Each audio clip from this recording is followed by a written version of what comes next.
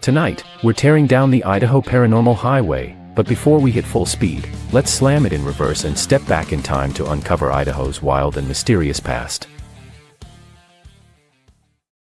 Welcome to Idaho, a state where history and mystery intertwine like nowhere else in America. Spanning over 83,000 square miles, Idaho is the 14th largest state, yet home to just under 2 million people, and perhaps a few unexplained residents. Long before European settlers arrived, Native American tribes like the Shoshone, Nez Perce, and Coeur d'Alene called this land home. Their stories told of spirits in the mountains and strange lights in the sky. Even the name Idaho is a mystery. Some say it means gem of the mountains, while others believe it was simply invented. The gold rush of the 1860s brought fortune seekers flooding into the territory. But Idaho's path to statehood in 1890 was anything but ordinary. It became the 43rd state during a time when the federal government was eager to tame the wild frontier. Today, Idaho's economy thrives on agriculture, especially potatoes, along with lumber, mining, and high-tech industries. But it's the unexplained that truly sets Idaho apart.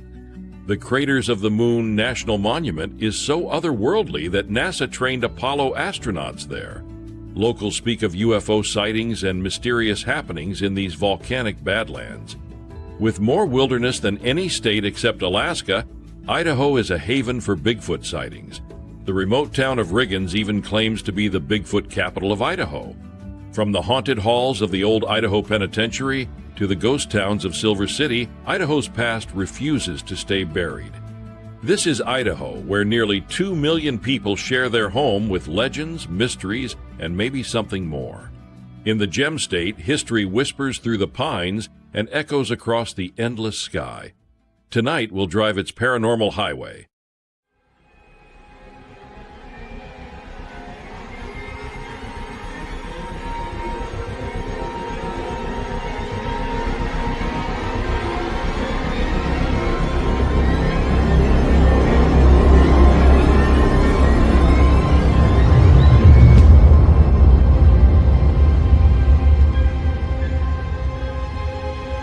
The truth is out there, and it begins with you. Welcome to the Cosmic Fold, where we talk high strangeness. Call us at 928-288-2942. That's 928-288-2942. Or join us by video.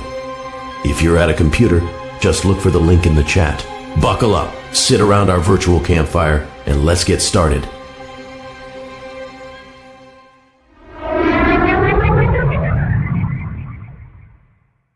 In a state known for its vast skies and famous potatoes, strange things have been happening overhead for over a century, from flaming spheres to spinning saucers, from glowing streaks that lit up entire valleys to a potato shaped like a biplane.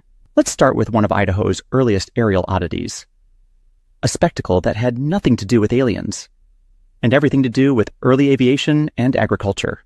Back in 1913, Idaho was poppin'. Well, poppin' for 1913. Twin Falls hosted something called the Great 0014 Festival, basically the Coachella of county fairs. There were dances, parades, a splendid airplane exhibition, and then came the potato plane.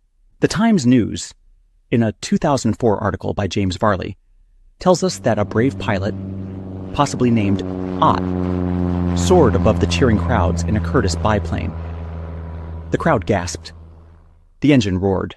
Then it conked out, and somewhere north of town during a forced landing, something even stranger happened. Later, Ott found a potato in the field that looked eerily like the airplane. Long, thin, slits for wings. The local paper dubbed it the potato plane. And yes, they put it on display in a store window like it was the Mona Lisa of root vegetables. But not all Idaho sky stories are so wholesome, because just a few decades later, something else started showing up in the skies. The Idaho Statesman, Twin Falls Times News, and the Kellogg Evening News all began filling with accounts of glowing discs, hovering lights, and terrifying flashes. It started in 1947, the same year Kenneth Arnold had his famous sighting over Mount Rainier in Washington. But Idaho? Idaho was next. Like, the saucers didn't even wait for a formal invite. They just zoomed in like, hey, we heard there's potatoes down here. From Boise to Pocatello, discs were seen darting at dusk. A glowing orb hovered over Twin Falls before shooting off toward the mountains. Farmers and pilots reported it. Law enforcement confirmed it. And the Army? On July 9th, 1947, the Kellogg Evening News quoted a local fisherman who tried to debunk it all. He said the discs were just fish scales flying off of leaping Kamloops trout. Yes, fish scales, very shiny fish. But not everyone bought the fish story. On August 6th, 1947, the Kellogg Evening News published a disturbing report from aviation editor Dave Johnson. Kenneth Arnold, yes, that Kenneth Arnold, had returned from Tacoma and refused to speak because allegedly, military intelligence had told him to stay quiet. The Army had taken over. Questions were to be referred to their intelligence division, and then there were the discs that crashed. The Post-Register reported on September 25th, 1949, that pilots had filmed discs from 3,000 feet, and the military was holding onto the film. Remnants of a wrecked object were said to be twice as strong as steel, but lighter than aluminum. This wasn't just light bouncing off clouds. This wasn't weather balloons.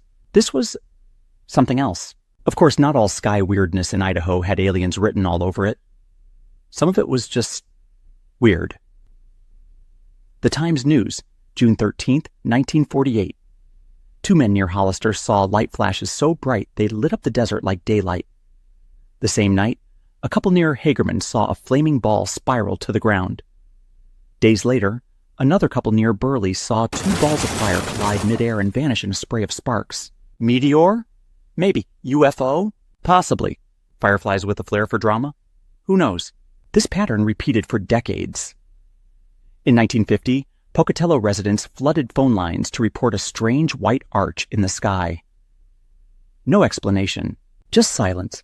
And in 1961, a woman from Silver King stared at a bright light that hovered for 15 minutes. Again?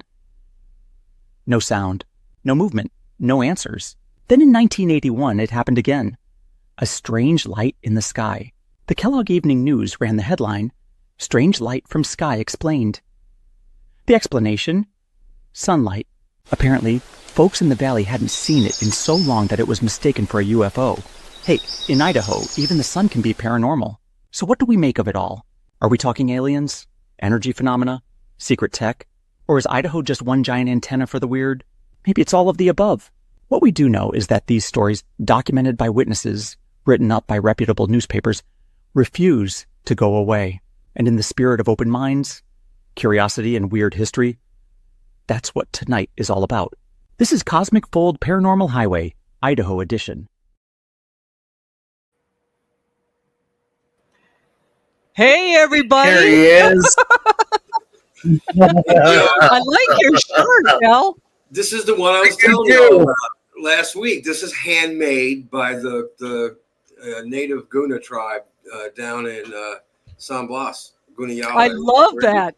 Yeah. I do too. It's really nice. And I'm wearing pants. Oh, thanks.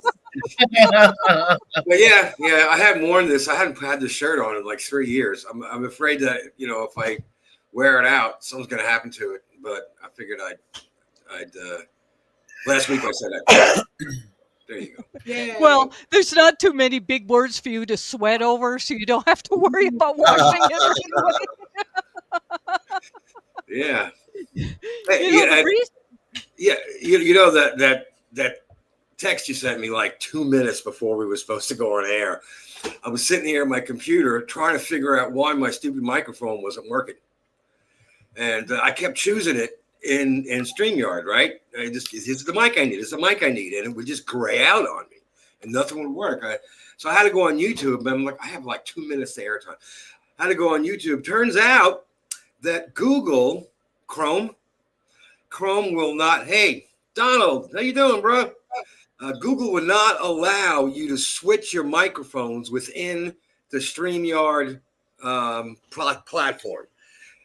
So I had to go download Firefox, get everything set up in there, and then go back to Chrome and get the link that you sent me because I don't know my Facebook password. I'm a That's boomer. weird because it does it for me.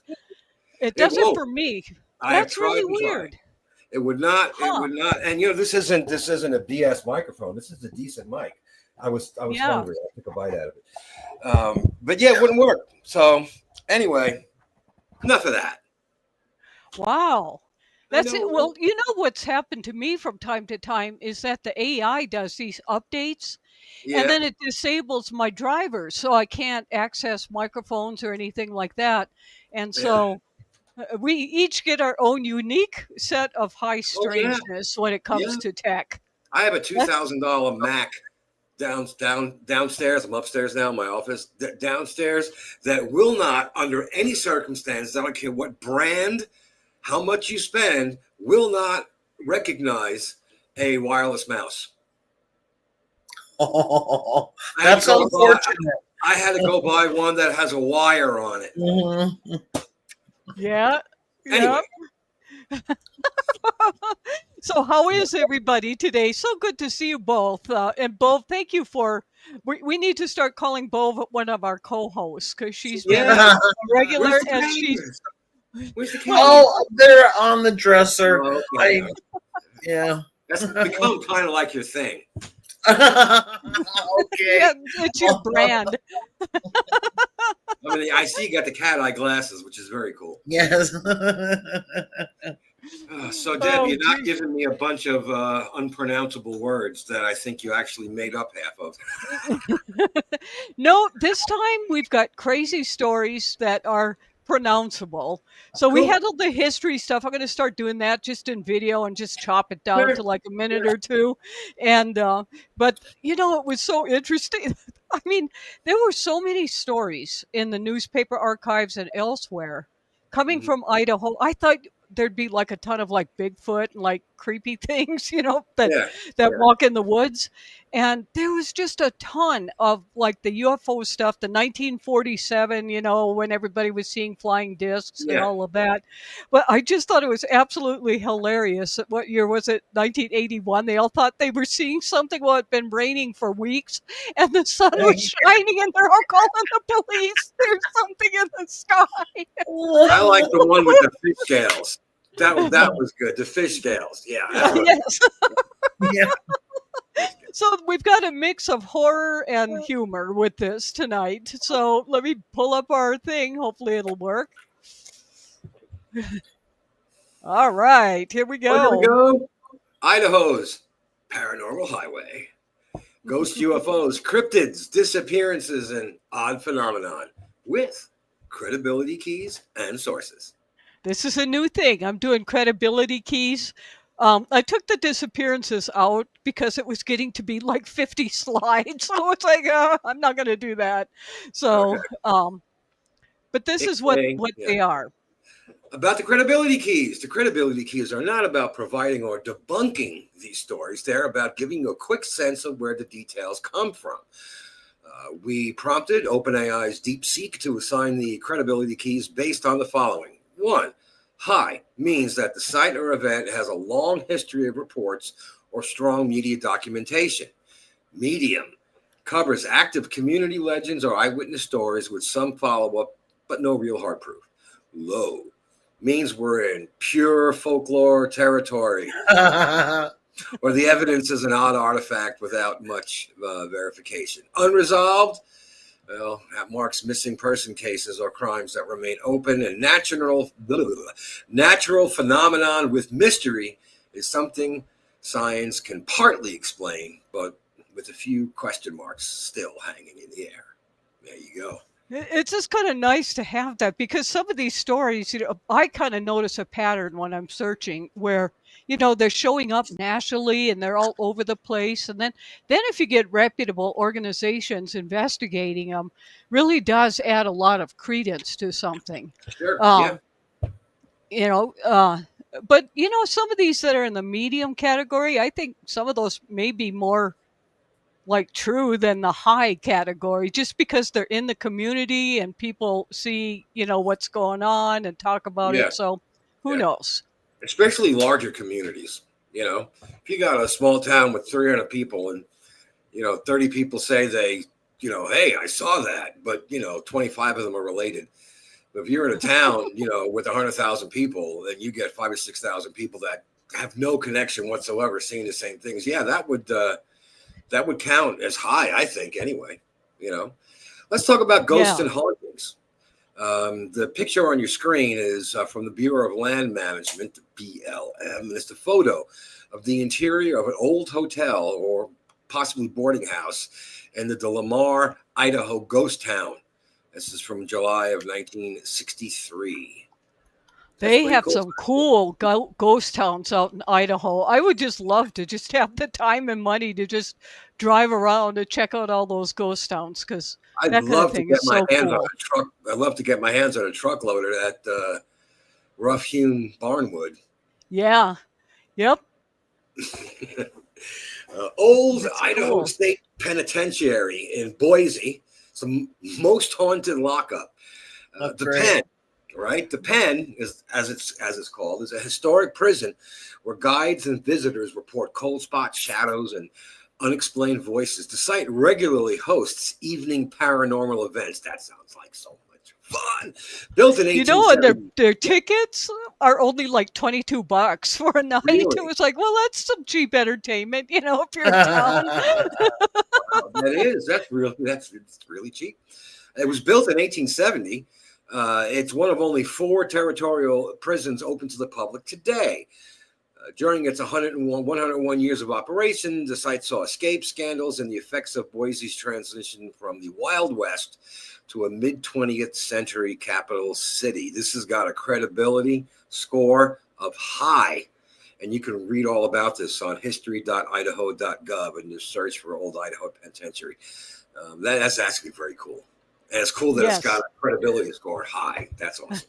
Well, when you have the government kind of endorsing the stories or whatever, at least on the state level, I don't know about other, but when the state has for years, it's not really a conspiracy anymore. It's pretty legit.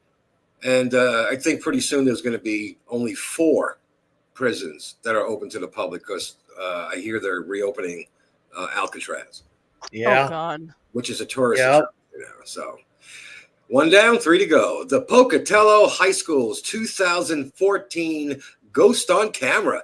Fox News affiliate Local News 8 reported that in December of 2014, when Pocatello High School's halls were empty for winter break, a security camera caught something nobody else could explain.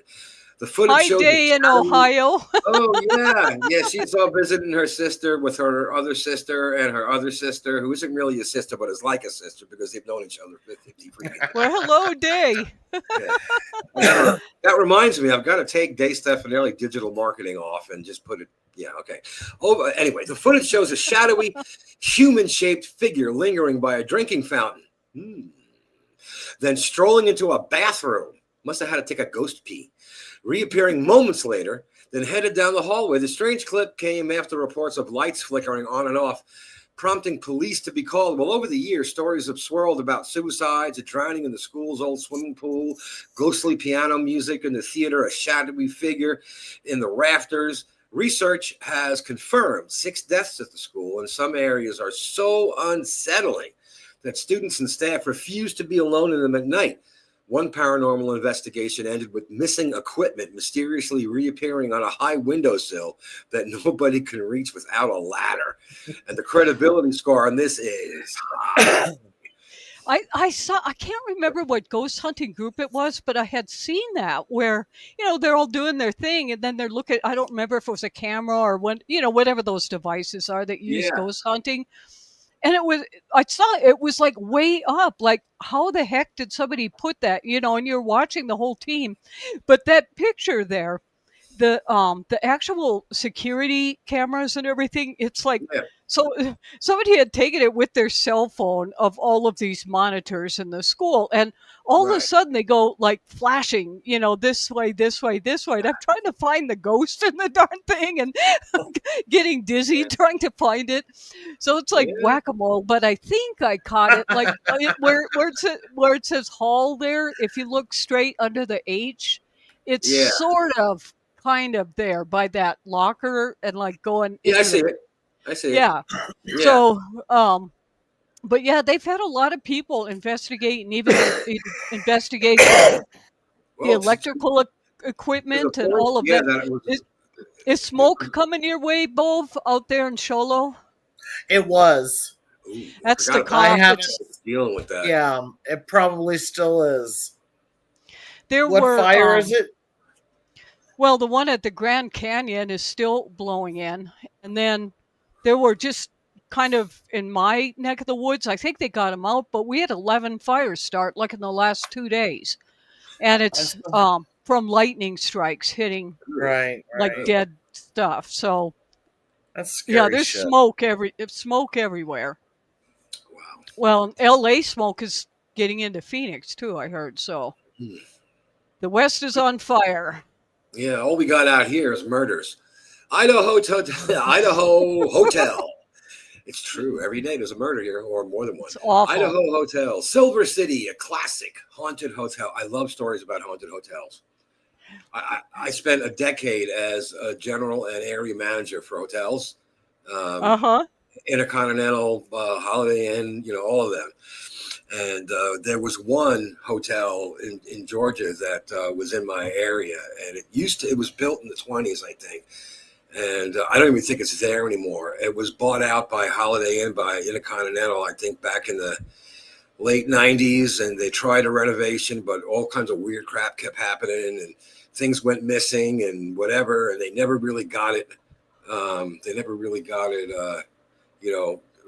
Done, and then it's gone. But because of having to patrol hotels and being stuck there as the manager during natural disasters, someone had to be there. I've had more than a few non-existent hairs on the back of my head just tingle as I'm going down a hallway that maybe has been under renovation forever and hasn't been used, and it's just wow, scary. But anyway, tucked deep in Idaho's you snuck one in there.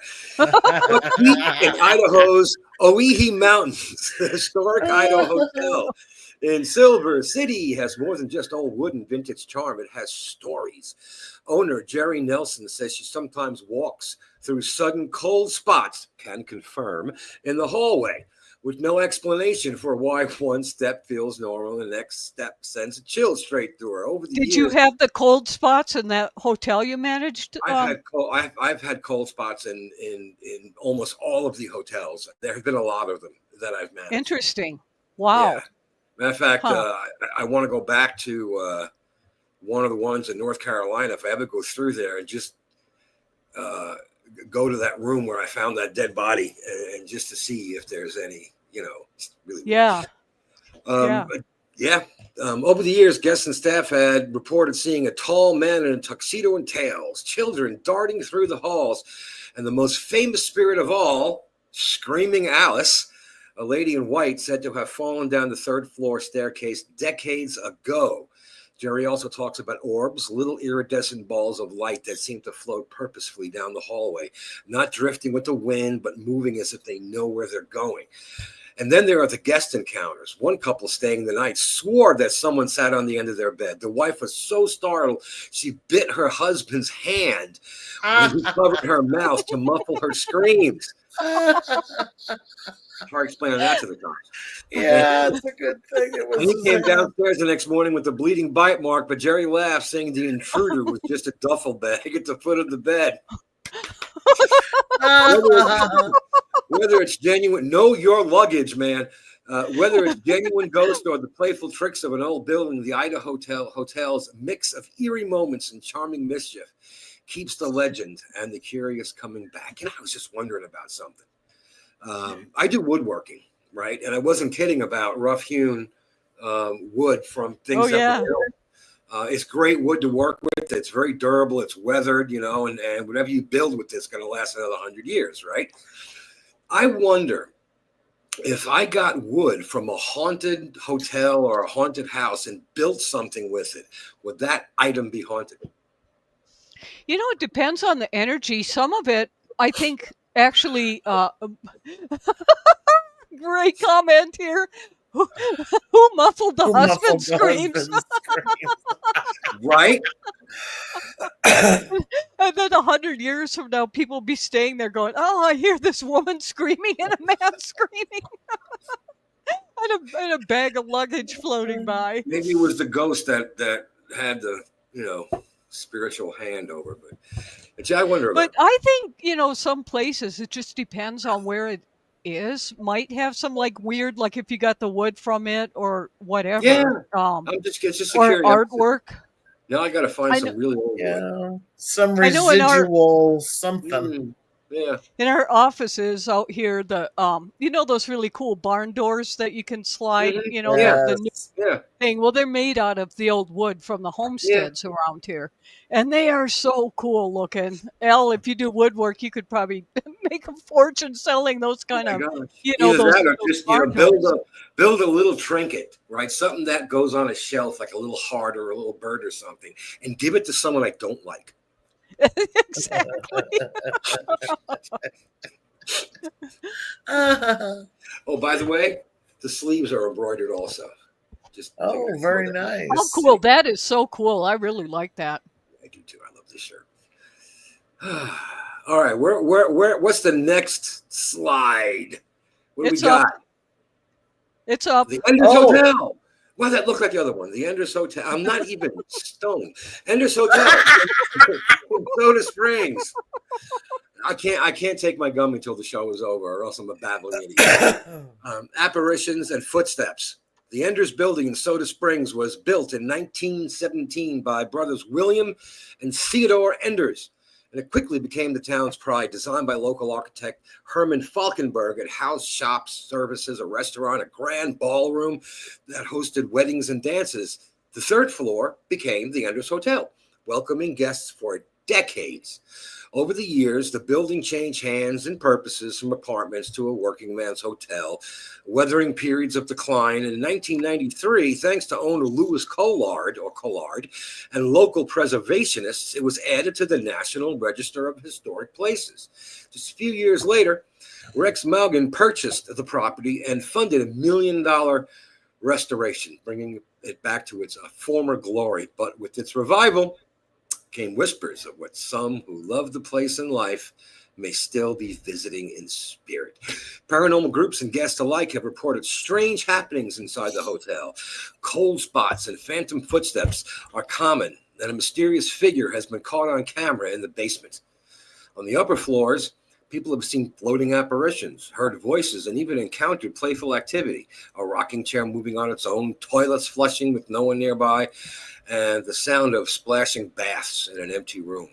Some believe these spirits are past owners, employers, or guests who couldn't resist returning after the building's restoration. Far from malevolent, they seem to be enjoying sharing the space with the living, reminding visitors that the Enders Hotel's rich history includes more than just brick and mortar. It also carries the memories and perhaps the presence of those who came before. This has got a credibility score of medium, which is still very good. And you can find all about this on hauntedhouses.com. States ID Enders Hotel. You should go to that website. I've been to that website. It's a very cool website, by the way. It is. Wasn't there some movie, or maybe this is some figment of my imagination, where somebody flushed the toilet and then it would flush in the next hotel room over? Also, where I'm going to have to find that because when I saw this, it was like some person was like flushing the toilet. It was like they had brought over some guru or something from somewhere, and he had never seen a flushing toilet, and he'd flush it and laugh, and then the plumbing was so bad wherever it would flush in the next room over. I'll have to find whatever that was, but I thought of that. That's actually very easily explainable, and that has happened in several of the older hotels that I manage. And you're absolutely right, Deb. It's just really bad, very bad plumbing. Exactly. So I think that's what's going on there. Something, and maybe they won't put the P section of the pipe in and back. We had a place down in Panama where when you flushed the toilet in one bathroom, the sewage would come up in the shower of the other bathroom. Oh, sick. Oh, gross. It turns out that because there's no code, all the pipes that were coming, they all just went into one main pipe. And, without getting too complicated, there's this physics thing called the Bernoulli effect, which will cause that to happen. And I would imagine if you're in your hotel room and you don't hear the other person in the next room, flush the toilet. All of a sudden, your toilet flushes. Yeah, I can understand how that would be a little unnerving. Yep, and it's an old one, and who knows what went on there. If Yeah, they had to. This is a cool looking one. I mean, it's creepy and cool at the same time. that is a very It cool is. building. I like the cupolas. The architecture. Yeah, that's Yeah. that's wow. It's called the Idaho building / hotel. It's in Boise, and it seems their elevators have a mind of their own. The Idaho Hotel in downtown Boise was built in 1901 in a grand French chateau style, and it has a reputation for elegance and for ghosts. Once the city's most luxurious stopover for wealthy travelers, it was later converted into apartments, but the strange tales never left. Residents and workers have reported lights flickering on and off, unexplained moans, whispering voices, and a gray mist drifting through the hall. Some say a bellboy shot dead in the 1970s still rides the elevator to the 4th floor where he died, moving it up and down with no passengers inside. Others have claimed something unseen pulls them from their beds or peeks around corners before vanishing. While hard evidence is scarce, the stories persist, and some residents have even moved out after unnerving encounters. Not all of the Idaho's legends live in its upper floors, however. On the 2nd floor, people tell of a woman murdered by her husband in the 1920s. Her spirit is said to wander the halls, scissor in hand, with footsteps and voices heard outside closed doors. And down in the basement, it's always the basement. Yes. Another legend speaks of a woman killed and buried beneath the building, and her ghost still lingers in the shadows. No body has ever been found, but the tale endures. And today, the Idaho remains one of Boise's most beloved landmarks. Prized for its architecture, of course, it's a beautiful building, and its place in local history. Yet alongside those who happily stay for decades, there are others who leave quickly, convinced the building's past still shares their space. And this has got a credibility score. Yeah. That's pretty cool. It is cool looking. Deborah, did Yeah. you happen to come across the hotel in Jerome? Do we know its credibility score? I would say that one's probably high. Okay. Yeah, I I think think we so, I too. think we covered that in the Arizona because that one used to be a hospital. And I remember that. then when Yeah, they we did. yeah, We did, yeah. yeah, so we mentioned that one in the Arizona, and because it used to be a hospital and a rough mining town, so there were like all these stories that went by. A friend of mine and I walked past that one time. Actually, I'm thinking about taking a road trip to Jerome pretty soon, just to be there. And we actually saw one of the curtains like open. I mean, it could have been the air, but it was kind of weird. What we saw. It's a very cool looking. That's a cool town. Very cool. Yeah, it is.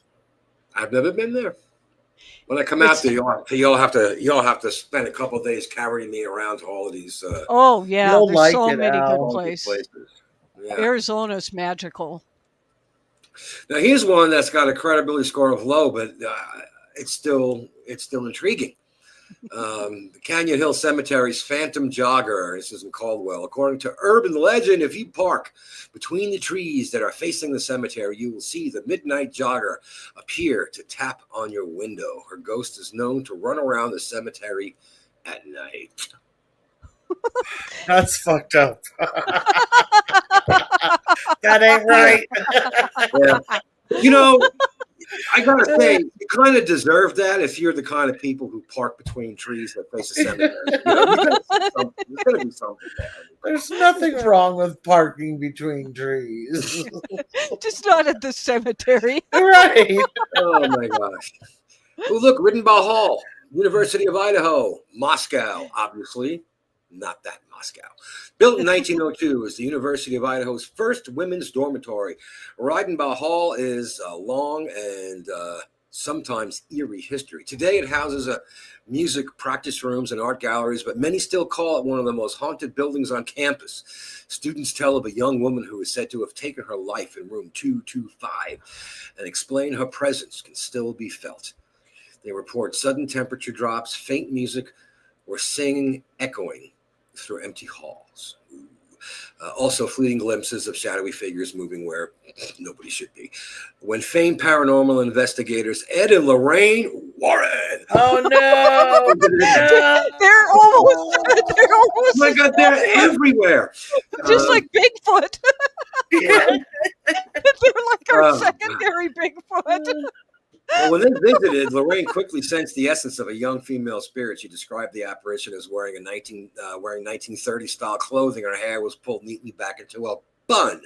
Whether it's the imagination of students or a lingering soul from decades past, the atmosphere in Ridenbow Hall has kept its ghost stories alive for more than a century. This has got a credibility rating of high. Well, if Lorraine Warren saw it, then it's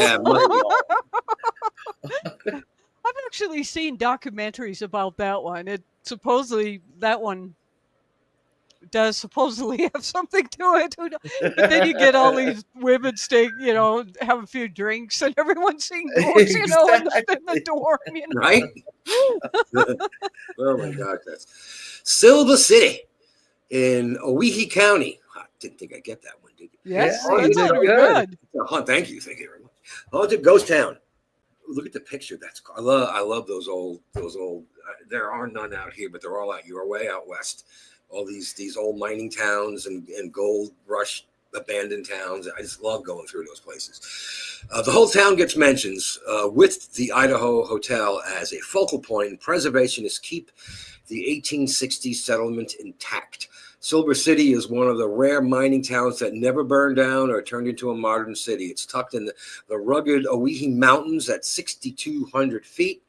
Town still feels like stepping back more than a century, and around 75 original buildings remain from the 1860s to the early 1900s. That is a sizable amount of buildings for a ghost town. That's wow. Yeah, it's crazy. Yeah, that's a lot. I want to go. I want to go to Idaho. You never hear anyone say that, do you? That never comes up. I want to go to Idaho. I'd kind of like to too. And Boise, I was supposed to go earlier this year, and some other things came up. But I still think I'm going to take a trip up to Boise and just drive around and see some of this beautiful country up there. I've been to Boise. I've just never been out of Boise. So, right. And I was only there on a layover, so it really doesn't count. Out of those 75 original buildings, one of them is the historic Idaho Hotel, which looks much as it did 100 years ago. In its heyday, Silver City was bustling. 12 streets, 75 businesses, 300 homes, and thousands of residents seeking their fortune in gold and silver. And it boasted the territory's first telegraph, the first daily newspaper, and even electricity by the 1890s. And you can see the power pole, one of the power poles in that picture. Yeah. The hills around town are dotted with old mine shafts, abandoned camps, and historic cemeteries that tell stories of hard and often dangerous lives. Between 1863 and the early 1900s, the mines produced at least $60 million worth of precious metals. And I'm sure in today's money, that's a lot. Today, Silver City is much quieter with just 3 businesses open. There's still businesses open. Wow. The Idaho Hotel, Pat's Whatnot Shop, and the Silver City Fire and Rescue Store. Visitors come for the history, the ghost town atmosphere, and the striking mountain scenery that has changed little since the town's boom days. This has got a credibility score of high, and you can just go to historicsilvercityidaho.com, and I'm sure there's a lot more information and pictures there for you to look at. What's interesting about that one? So they had the first newspaper, the first electricity, all that. There's this town not far from here called Concho. Well, now they call it Old Concho, and you can still see the remains, some of these adobe houses and things. Yeah. And the cemeteries just, I know this is going to sound really weird, but if I'm traveling or trying to learn about a place, I always go to the cemetery because you see all the family plots and you get a feel for who all the big names. So this is a typical, where they have those wooden cribs and they're all falling apart and just, and that town almost became the capital of Arizona. Concho? Old Concho. One of these old attorneys I know who has since died was kind of like in with the governors and, legislature and all of that. And when he was a little boy, he said that he would go to this town. It was just huge because it was a big farmers thing. And it's got, it used to have just tons of sheep herders. People were looking for gold in that area. And he said that whole place was just booming. You wouldn't even recognize it unless you went back into a time machine. But I suspect that this Silver City is like that too. Oh, yes. Oh, Ferex, you're so right, because I've been seeing stuff about that too in I the am not going to try to research. pronounce that. Coeur Coeur d'Alene, I d'Alene? think. Coeur Coeur d'Alene, d'Alene, yeah. I knew it. Yeah. I think some things come up about that too. That would be worth seeing as well. Yeah, the cemeteries out here in Georgia, obviously, a lot of them. There's a lot of Confederate cemeteries out here, but Uh-huh. and if you're into that, that's pretty cool. There's a lot of history here, but I was exploring a cemetery, I guess maybe 30, 40 miles south of Atlanta. I was just walking around, taking pictures, just checking it out, and way in the back of the cemetery was about 50 or 60 plots of soldiers of the Spanish-American War mixed in with the Civil War. Yeah, There are out by that Concho also. Yeah, Spanish-American War. I used to, when they were doing wreaths across America, you put the wreaths and everything Yeah, I on know what that is. Yeah, sure. yeah. So I used to be involved in that. And by Concho, the old, they're, gosh, centuries old, Wow. graves out there from the Spanish-American War. It's just, it's mind-blowing. Yeah, I like cemeteries. I like going into cemeteries. I like walking around them. When I was a kid, I used to do the rubbings, where you have the paper, and I did that. And it just intrigues me because you look at some of these graves, and up in New York, which I'm sure we'll get to, which is where all my graveyard stories are from. So I don't really have anything to offer here, but there are graves that go back to the 17th century. And you look there and you see these dates, 1682, whatever, and you try to think, what was this like? What was life like? Yeah, 300-400 years ago. Exactly. Yeah, that's pretty cool. Anyway, it would be fun to have a time machine. I saw something in the news where they're able to go back in time now, but it's only like to fix a computer glitch or something. I mean, it's real little. It can't take a whole human body. It's on MSN News. That was discovered last week, or at least announced. Yeah. That's cool. We're getting that ability now. That would be, but they said it's probably going to be centuries before we can ship humans back in time. I just want to get my teeth back. Anyway, UFOs and UAPs. Diabetes is a bitch, man. It takes everything. Yeah. Let's talk about UFOs / UAPs. Unidentified aerial phenomena. That song is now stuck in your head until Sunday night. It is. I'll be bopping it through all night long. Thank you very much. Glad to help. United Airlines Flight 105 sighting, Boise to Pendleton, July 4th, 1947. On July 4th, 1947, just days after famous Kenneth Arnold's flying saucer report mentioned in our opening video, 3 crew members of United Airlines Flight 105 became the first professional pilots in the U.S. to publicly describe a UFO encounter. Departing Boise for Pendleton in a Douglas DC-3. That's a good plane. That was a good plane. Captain E.J. Smith, First Officer Ralph Stevens, and the stewardess, flight attendant, Marty Morrow, reported seeing groups of 4 or 5 thin disc-like objects flying in loose formation ahead of them. The objects appeared larger than conventional aircraft, smooth on the bottom, rough on top, and moved too quickly for the DC-3 to catch.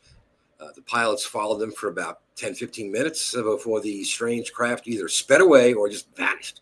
Though the passengers couldn't see them due to their position, Morrow confirmed the sightings from the cabin. The next day, the sightings made national headlines, adding credibility to the growing 1947 flying disc wave, also mentioned in our opening videos. Kenneth Arnold himself praised the crew's report, saying confirmed he wasn't alone in what he'd seen, and the U.S. military eventually dismissed the incident, suggesting the objects were fish scales. I'm sorry. The objects were balloons, birds, or an optical illusion caused by the sunset. Light refracted from swamp gas. Yeah, all that crap. Pointed to the power of suggestion during that summer's UFO craze. Still, the Flight 105 case became part of UFO lore, remembered as one of the earliest and most respected accounts from trained aviation personnel, professionals rather. You know what these things remind me of? It's like, okay, either it's mass hysteria when you have because remember when we did the strange lights of the 1880s or 90s, all these people were seeing like these airplanes, inventions and stuff. Sure. Yeah. Some I think were making it up. I think, in the 1940s, you had Roswell and then all these people. And I think that we were probably, who knows what was going on in the military, what they were inventing back then. And then the other thing, it's like, what these remind me of is like all the drones last fall. Mm-hmm. Yeah. Because once you're aware of these things, that everybody is going out and looking for them. And I guarantee that's coming up again probably in October, because what is that? What are they calling it? The A1 something or another.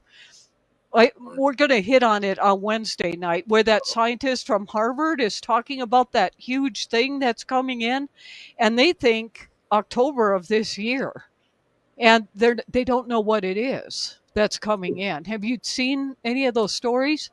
No. Are they speculating in any direction?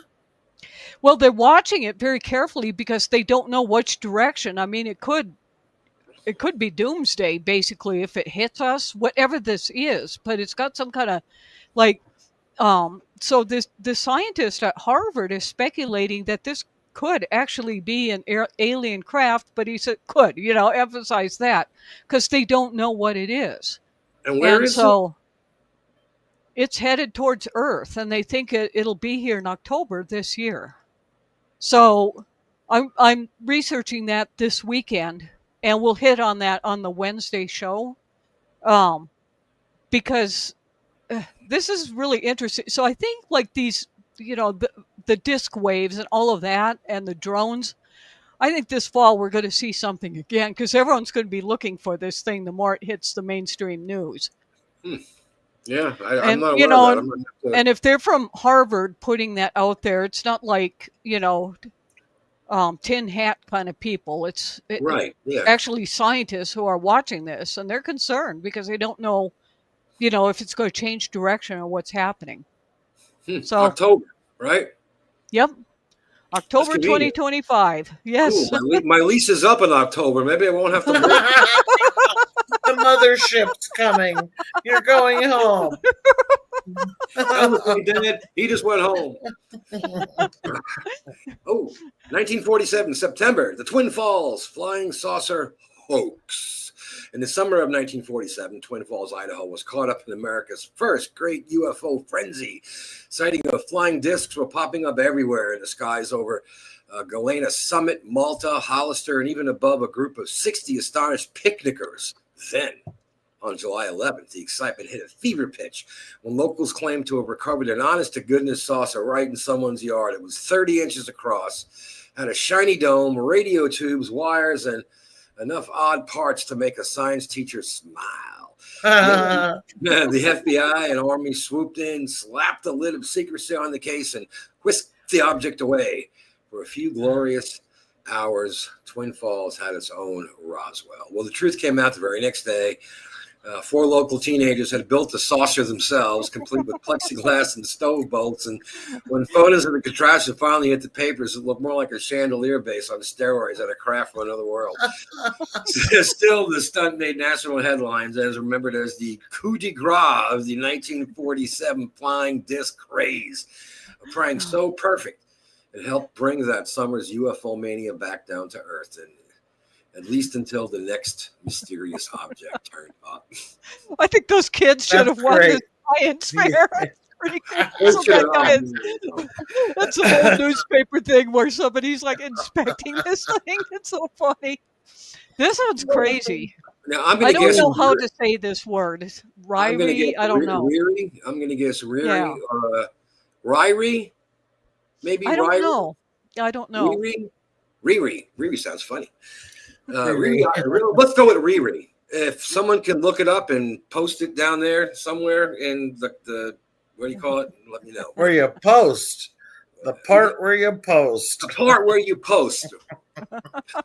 The Riri, Idaho Falls Encounters case, November 2nd, 1967.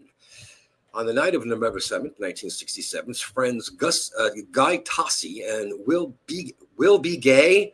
Really? Gay. Really? Gay. That's Navajo. Okay. Yeah. Yeah, it is. I don't care.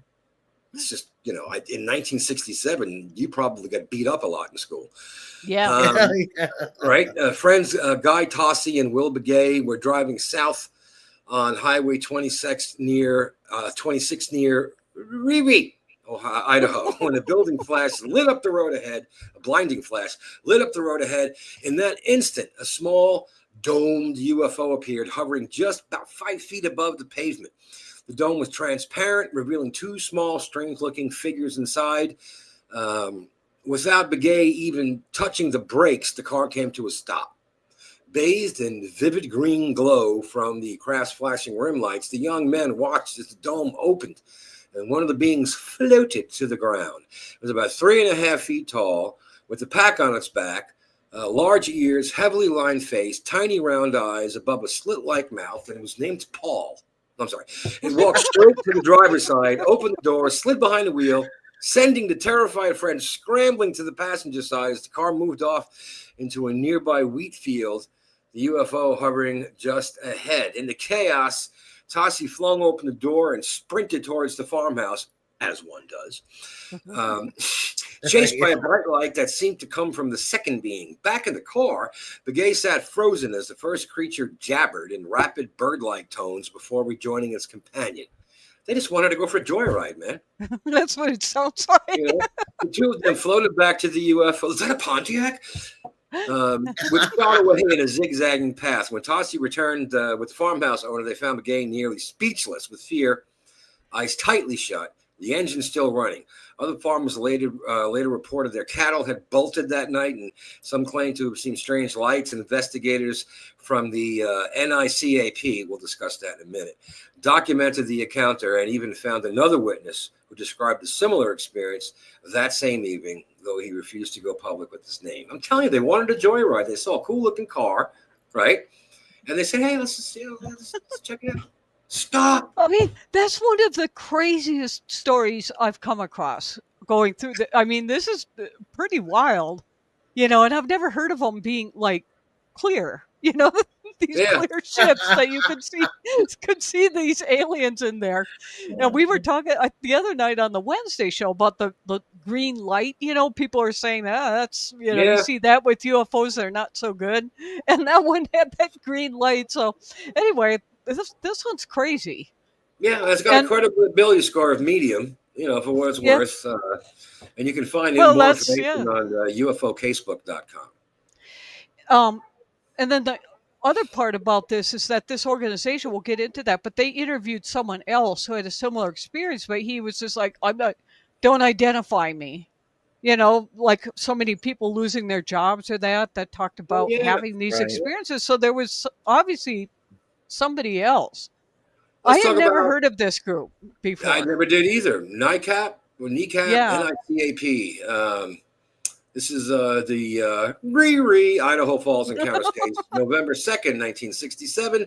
The NICAP, which investigated the Riri case, stands for the National Investigators Committee on Aerial Phenomena. It was a civilian. I'm telling you, this is gonna be stuck in your head.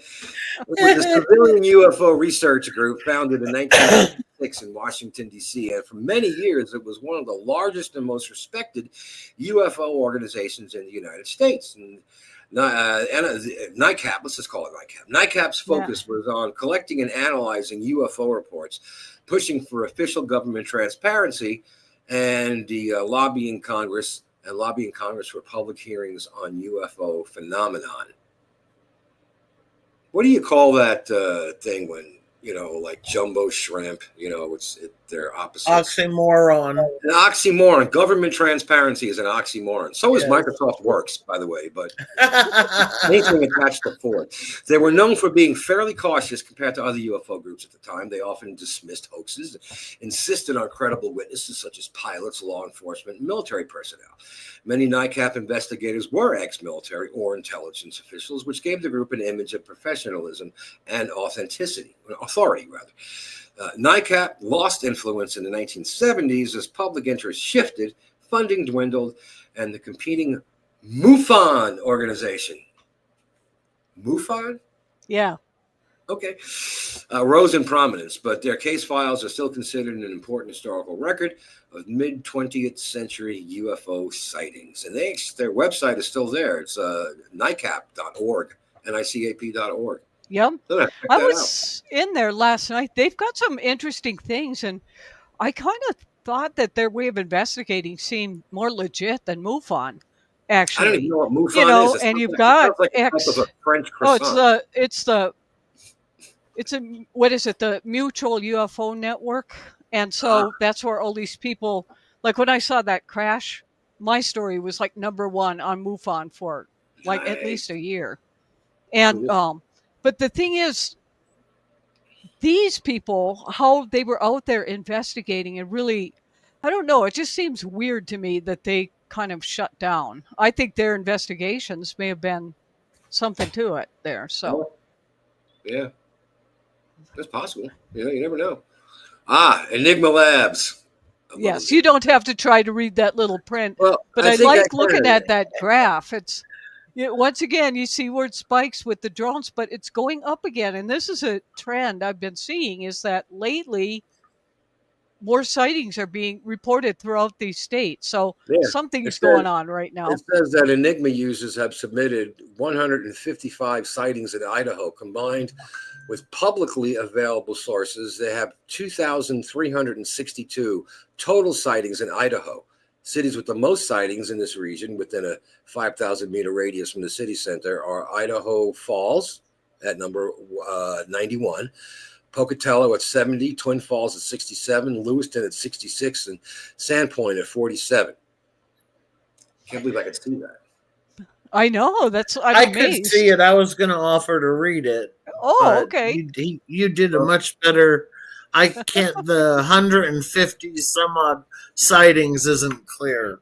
Well, to be honest, when I moved the Mac downstairs, I took the 22-inch monitor with it. I replaced it with a 27-inch, so I can see a lot better now. The lights matters. You see flickering lights behind me? Yes, I do.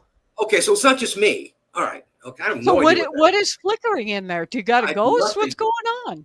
I have a light. I have one light right there, and it hasn't moved. It's an old, looks like a lamppost, like one of those Bishop Crook lights. That's the only light in here. Yeah, I've been watching that for a while now, and I'm like, yeah. Did those ghosts from that high school jump out into your? Did they rode the waves in your house now? It's either that, it's that mothership coming, so you ran. Oh my gosh. Or it's you're wearing that shirt, so you got some special vibes coming off. No, some juju. That's weird. I thought it was just a glitch in my camera, but it's not. Your place is haunted, says Steve. Steve's so pretty. That's Kim. That's Steve's wife, Kim. She's a very good friend of Day and I. She's also the parents of our daughter's husband, so she's family. Well, hello, Kim. She's right. It's haunted at your house tonight. It is. Let's talk about critters. I love this is the favorite part of the show. Anytime. There's some weird ones in this one. As there's Charlie, the Payette Lake Monster, and McCall. In Idaho folklore, Charlie, also nicknamed Slimy Slim, and the Twilight Dragon of Payette Lake, is said to be a giant lake monster living in the deep, cold waters near McCall. Native American tradition spoke of an evil spirit in the lake long before settlers arrived. The first recorded sighting by Westerners came in 1920 when workers thought they saw a floating log suddenly began to move. Over the decades, more reports came in describing a creature 30 to 40 feet long with a dinosaur-like head, camel-like humps, and a tough, shell-like skin. Some witnesses said that it dove repeatedly, leaving behind a wake like a motorboat. 40 feet is pretty considerable. I got to tell you, 40 feet is pretty good. Having Can you towed imagine a touching that, thinking it's a log? Yeah. It's like this Half that giant thing. I can't even. That would be unnerving. In 1954, a newspaper contest gave the monster its official name, Charlie, inspired by a catchphrase from a popular old-time radio show, "Was you there, Charlie?" Were you there, Charlie? I guess that's probably German, maybe Pennsylvania Dutch. That was very, very impressive, Al. Good. Thank you very much. Yeah, I could read 12 languages. I can understand 1.5. So it's useless. That's basically. a heck of a lot better than me, man. It's useless. It's just completely, we all have these useless skills. This is one of my totally useless skills. I can't answer anybody. Anyway, between the mid-1950s and 1997, Charlie was reportedly spotted dozens of times by locals and visitors alike, sometimes by large groups of people at once. Whether it's a real creature, a trick of the light, or just a tall tale that won't die, fish scales. Charlie remains one of Idaho's most famous cryptid legends. Now I see the lights flashing behind me. And I was today years old when I realized that was not a window, Bove. I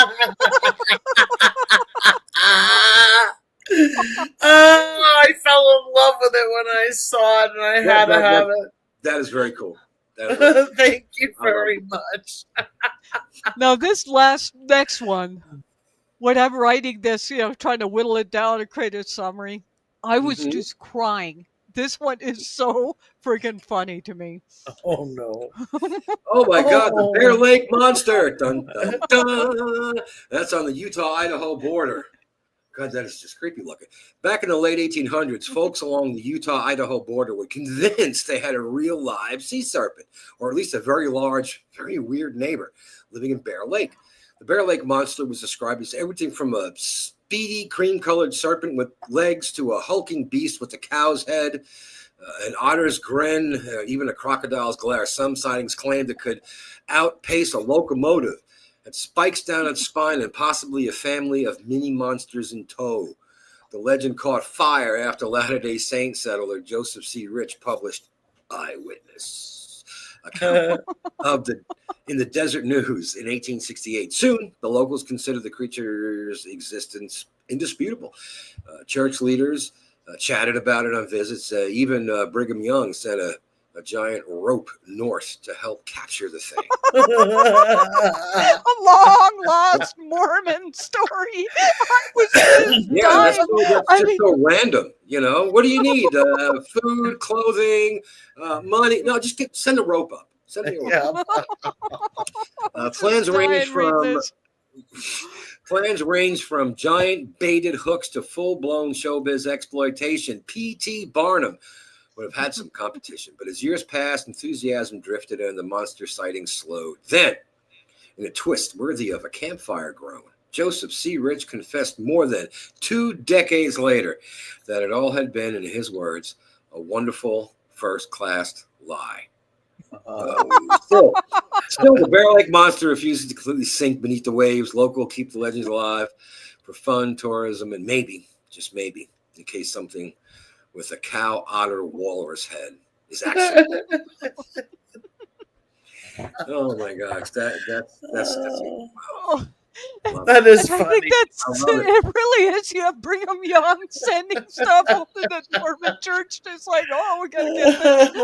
Oh, that was funny. Nonetheless, a rope.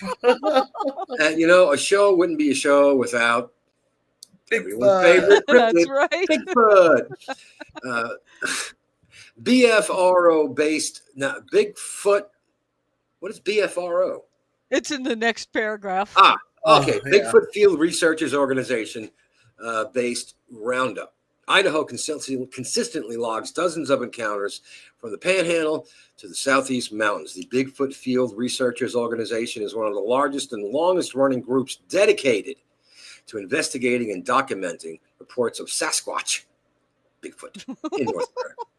Founded in 1995, the BFRO collects sighting reports from the public, vets them through interviews and follow-up investigations, and publishes credible ones in an online database organized by state and county. For Idaho specifically, their site includes eyewitness accounts, locations, and even classifications for each report, from roadside sightings to vocalizations and track finds. They also organize field expeditions in areas with high concentrations of reports. And From so the Idaho Statesman, Statesman. yeah, it says first UFOs, now Bigfoot. Idaho is becoming the top, is among the top states for more paranormal sightings. Yep. So that was in 2020. So it kind of like depends on what UFO tracker you're using. But Idaho was like way up there, compared to everybody else for a while. But then you compare it to other trackers and it wasn't. So I think it just depends on where they report this stuff to. But yeah, they've had a lot of Bigfoot sightings. And the comments to this article were pretty funny because people were saying, yeah, it's because all the weirdos are moving to our state. So of course, Wow. It's a good newspaper. I like that newspaper. Cool.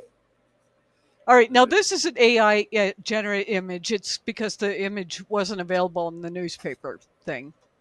Oh, it's cool. That's cool. That looks good, though. That's a nice one. Pocatello Bigfoot student video, 2012. A group of Pocatello high school students were out on a school project near Mink Creek when they spotted something strange. A huge dark figure standing on a ridge watching them.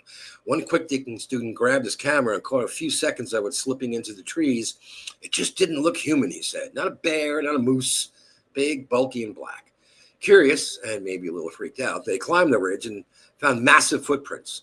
Snapping photos for proof, their evidence ended up in the hands of Idaho State University's Jeff Meldrum, a professor and Bigfoot expert whose office is full of Sasquatch photos and plaster casts.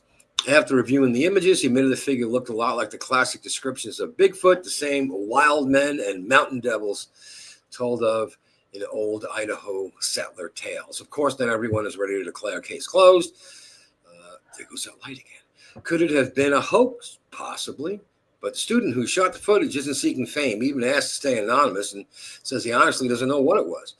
That mystery has sparked fresh buzz in southeast Idaho, and it's attracted some heavyweight attention.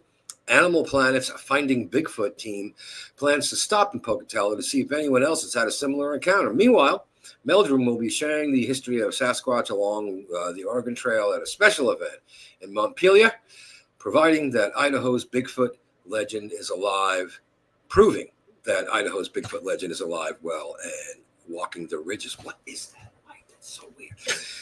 Credibility, high. Yeah, there are a lot of stories. And what was interesting about this is that the kid didn't want any personal fame over that, which kind of adds to the credibility too.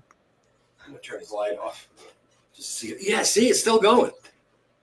There's no light on it here at all, except the monitor. You have a ghost, Al. That one from the high school went through the interwebs to your house. So now you're on the stage tonight. I'm fooling with the blinds, and it's not even changing anything. That's just so weird. Wow. Well, and Where's the other Dave's show? not home. No, all I have here is my dog, who's a Chihuahua and is just naturally afraid of everything. This is gonna be a fun night. All right. I got some cocktails. Parma's Bigfoot statue at Old Fort Boise.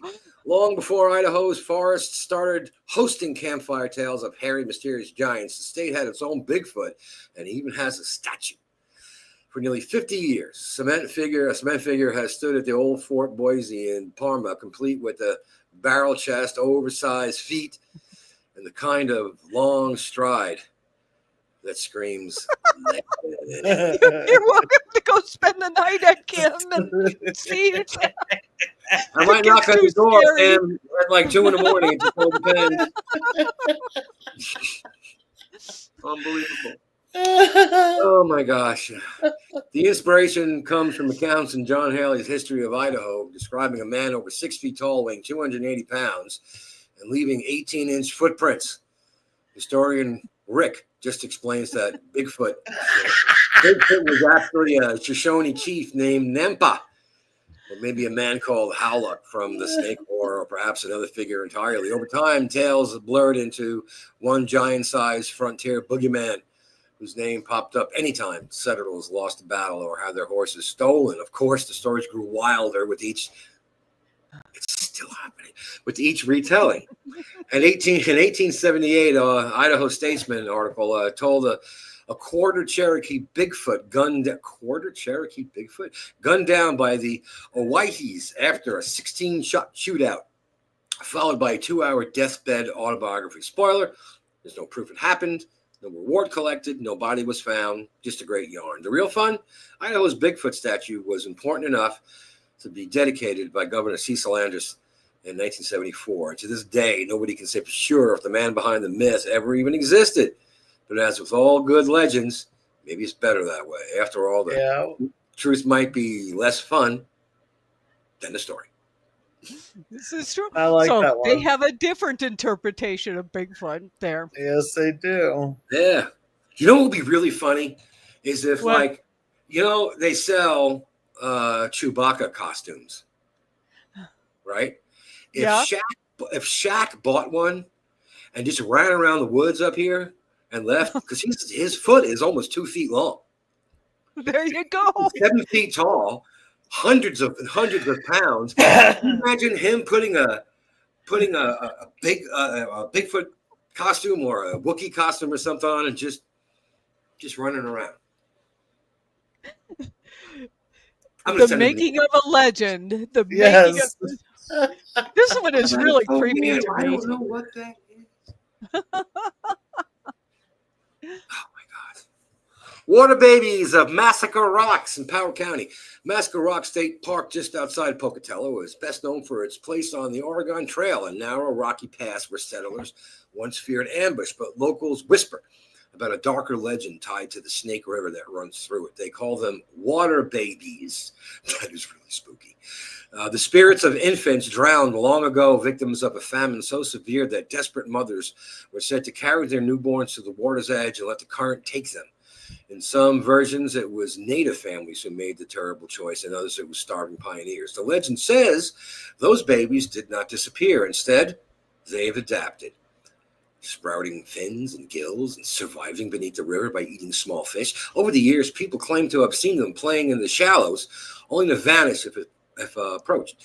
Some say they lure the living toward the water to share their fate. And if you walk along the Snake River on a still night, you might hear it, the faint, heart-wrenching cry of a baby calling for its mother. Credibility low. It's pretty creepy. This is awful. Yeah, that one is. The Nampa figurine, 1889, out-of-place artifact? Well, who knows? In 1889, workers were drilling for water in Nampa, Idaho, pulled up something completely unexpected from over 300 feet underground. A tiny 1.5-inch clay figurine of a woman, complete with jewelry and clothing details, known today as the Nampa figurine. It was dyed a reddish color, possibly from iron in the soil. At first, some experts thought it was mind-blowing proof that humans had been in the Americas 2 million years ago, way earlier than anyone believed possible. Others suspected it was just a curious relic from a few thousand years ago, and then came the skeptics, saying it wasn't ancient at all, just a 19th century Native American doll that had somehow gotten into the drill site. The debate never really cooled off. Some researchers swore the figurine was genuine evidence of ancient human craftsmanship buried deep under basalt. Others argued it was a deliberate hoax, comparing it to the famous fakes like the Cardiff Giant. I'm not familiar with that one.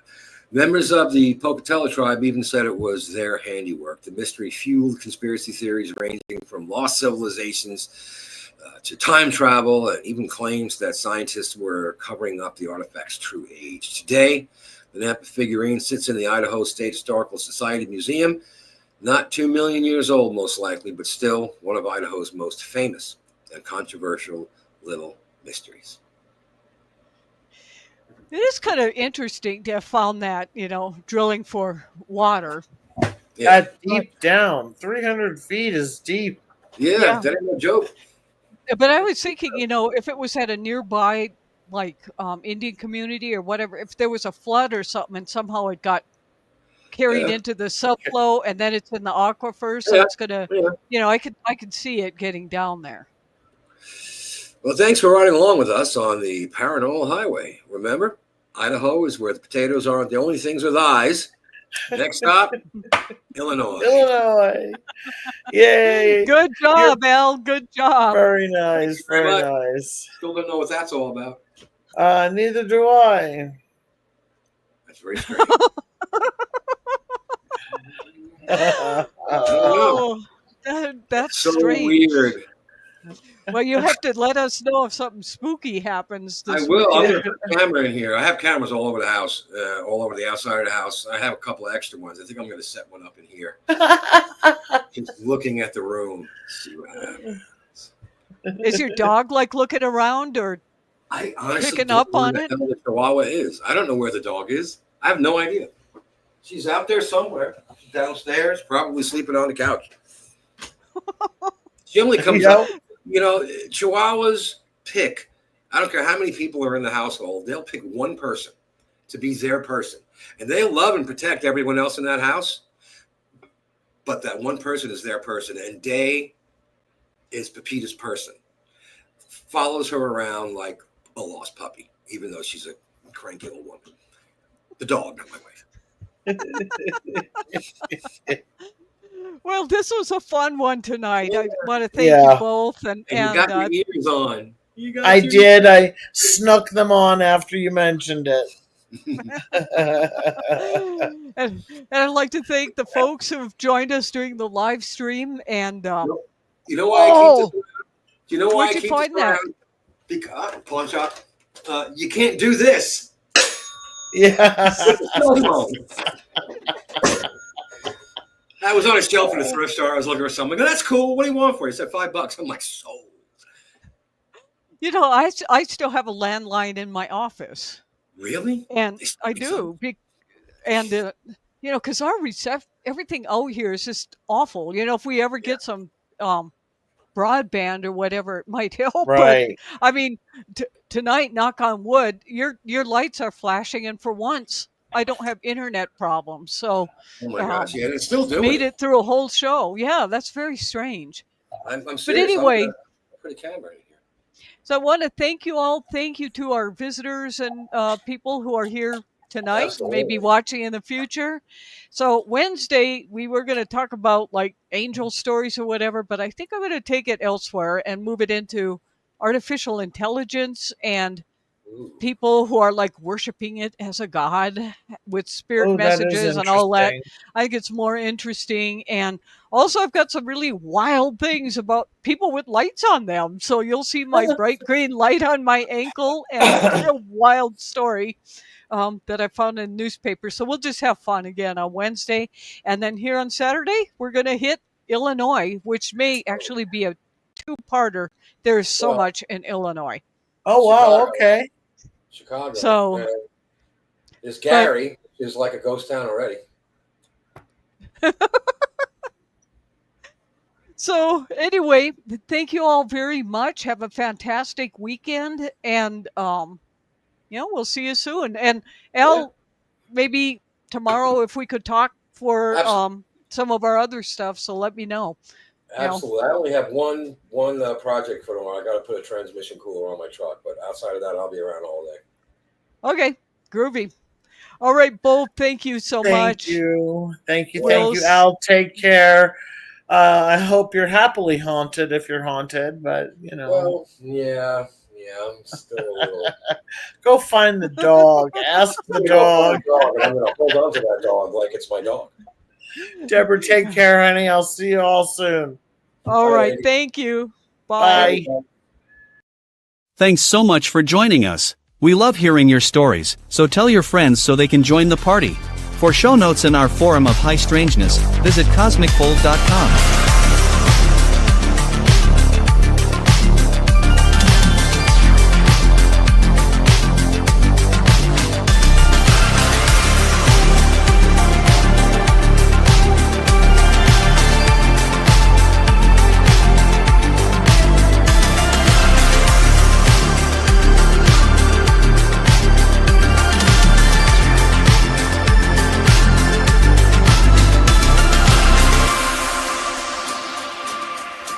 Remember, Cosmic Fold airs live on Wednesday and Saturday nights, so be sure to subscribe and click the notification bell to know when we're on air. Thanks again and have a great evening.